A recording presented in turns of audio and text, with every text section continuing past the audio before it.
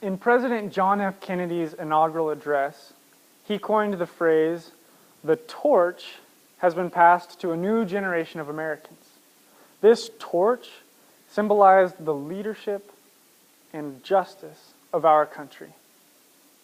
These are extremely difficult times. We're faced with the looming shadow of terrorism, economic uncertainty, and even global problems of hunger and genocide. I want to make it clear that it is not my intention today to suggest solutions to all of these complex issues. Rather, it is my intention to suggest how we can draw from the success of past generations for our inspiration. How then will we affect the future? Let's take a journey back through American history. Reflect for a moment on a time when it was conventional wisdom that separate but equal was an acceptable principle. Separate restrooms, separate restaurants, separate seating in a bus, even separate drinking fountains, all because of color. Claudette Colvin was 15 years old when she was coming home from her segregated high school on a public bus, sitting in the segregated section, when she was asked to simply give up her seat. A white person had entered the bus, and it was time for Claudette to stand up and move to the back. She refused. In silence, Claudette defied that conventional wisdom and ultimately laid foundation so that 9 months later, Rosa Parks herself could stand up and start the bus boycott. Now, Claudette went on to testify as a star witness in the Supreme Court case that ended segregation. Later, she reflected and said, "As a 15-year-old girl, I had no idea the ripple effect that my one decision would have."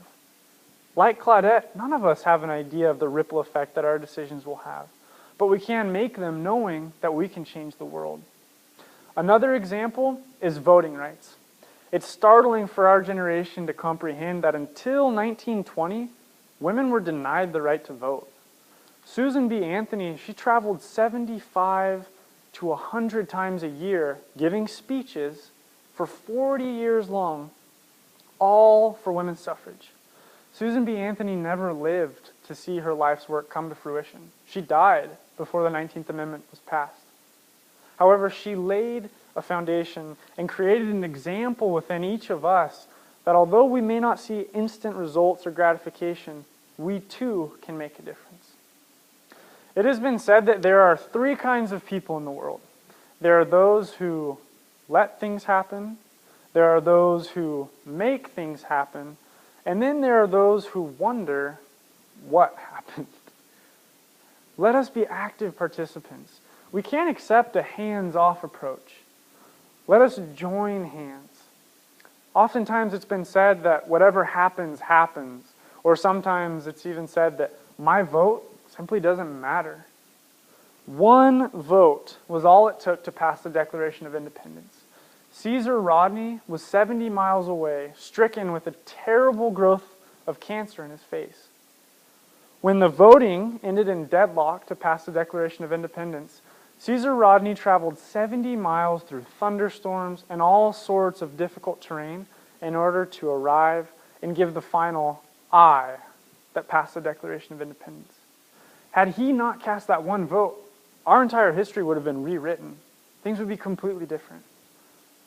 Now, in the past 20 years alone, it can be argued that more technological advancement has taken place than in the history of mankind.